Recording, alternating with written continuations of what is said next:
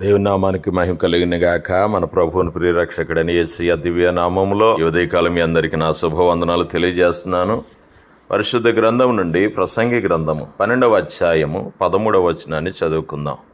ఇదంతయు వినిన తరువాత తేలిన ఫలితార్థం ఇదే: దేవుని యందు భయభక్తులు కలిగి ఉండి ఆయన కట్టడలను అనుసరించి నడుచుచుండవలెను. మానవ కోటికి ఇదియే విధి. ప్రియ దేవుని బిడ్డలారా, చాలా మంది తమ జీవిత కాలమంతా ఈ లోకానుసారమైన జీవితం జీవించి వృద్ధాప్యములో దేవుని దగ్గరకు వచ్చి చాలా భక్తి పరులుగా మారిపోతారు. అంతకు ముందు వారు జీవించిన జీవితం దేవుడు చూడనట్లు, వారు చేసిన పనులు దేవుడు మరిచిపోయి ఉంటాడన్నట్లు నీతిమంతుల అవతారం ఎత్తుతారు చాలా మంది. తెలియక చేసిన ప్రతి పాపమునకు క్షమాపణ ఉంటుంది కానీ తెలిసి చేసిన పాపమునకు క్షమాపణ ఉండదు.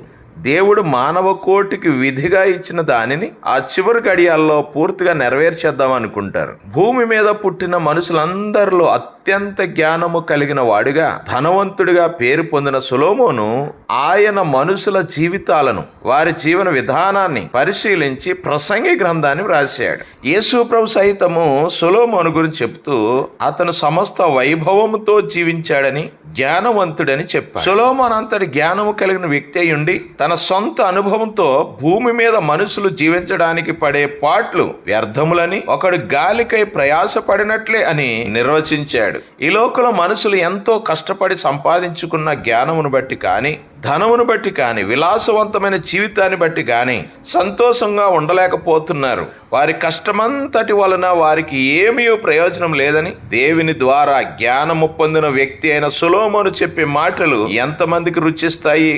జీవితాన్ని కాచి వడపోసి సంపాదించిన అనుభవంతో చెప్పే మాటలు తమ జీవితానికి అన్వయించుకోవడానికి ఎంతమంది సిద్ధంగా ఉన్నారు? ప్రసంగి గ్రంథం 1వ అధ్యాయం 13వ వచనంలో వారు దీని చేత అభ్యాసము నొందవలనని దేవుడు మానవులకు ఏర్పాటు చేసిన ప్రయాసము బహు కఠినమైనది. ఈ లోకంలో జీవించడం మనుషులకు చాలా కష్టతరమైనది. ఈ భూమిని సృష్టించిన దేవునితో సత్సంబంధము లేకుండా మనంతట మనమే బ్రతకడం, ప్రియ దేవుని బిడ్డలారా, మన శక్తికి మించినది. మన శక్తికి మించిన భారాన్ని మనమే మోయాలనుకోవటం వల్లనే ఈ జీవితం మనకి కష్టంగా ఉంటుంది. మనం ఎలా నడుచుకోవాలో దేవుడు నిర్దేశించిన ప్రకారం నడిస్తేనే మన బ్రతుకు ఎలాంటి ఒడిదిడుకులు లేకుండా సాఫీగా సాగిపోతుంది. మనం కోరుకునే ఐశ్వర్యంలో కానీ, హోదాలో కానీ, అధికారంలో కానీ, ధనములో కానీ ఎలాంటి సంతోషం ఉండదని దానిని అనుభవించి అధ్యయనం చేసిన వ్యక్తి ఒక పుస్తకం మీద రాసి మనకి ఇచ్చాడు.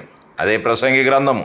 దానిని మనం నమ్మితే బాగుపడతాం, లేదంటే ఈ బ్రతుకును కష్టాలతోనే ఈడ్చుకుంటూ వెళ్ళాలి. నా ప్రియ సహోదర సహోదరి, దేవుని యందు భయభక్తులు కలిగి ఉండి ఆయన కట్టడలను అనుసరించి నడవడమే మనిషి జీవితానికి పరమార్థం అని అంతరంగ వైభవంతో జీవించిన సొలొమోను చిట్ట చివరిగా తేల్చి చెప్పాడు.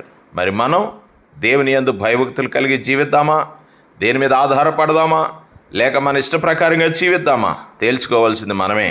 దేవుని యందు భయభక్తులు కలిగి జీవించడానికి సిద్ధమేనా? ఒకసారి ప్రశ్న వేసుకుని, ప్రభువా, ఈ లోకంలో మేము జీవించినంత కాలము నీ యందు భయభక్తులు కలిగి నీ ఆజ్ఞలను అనుసరిస్తూ నడిచే కృప మాకు అనుగ్రహించు యేసయ్యా అని ప్రార్థనాపూర్వకంగా మన జీవితాన్ని ముందుకు కొనసాగిద్దామా? మానవ కోటి యొక్క విధి ఏమిటో గుర్తించిన వారమై ప్రభు సన్నిధిలో ముందుకు సాగిపోదాం. అటువంటి కృప ప్రభు మనందరికీ దయచేయను గాక. ఆమేన్.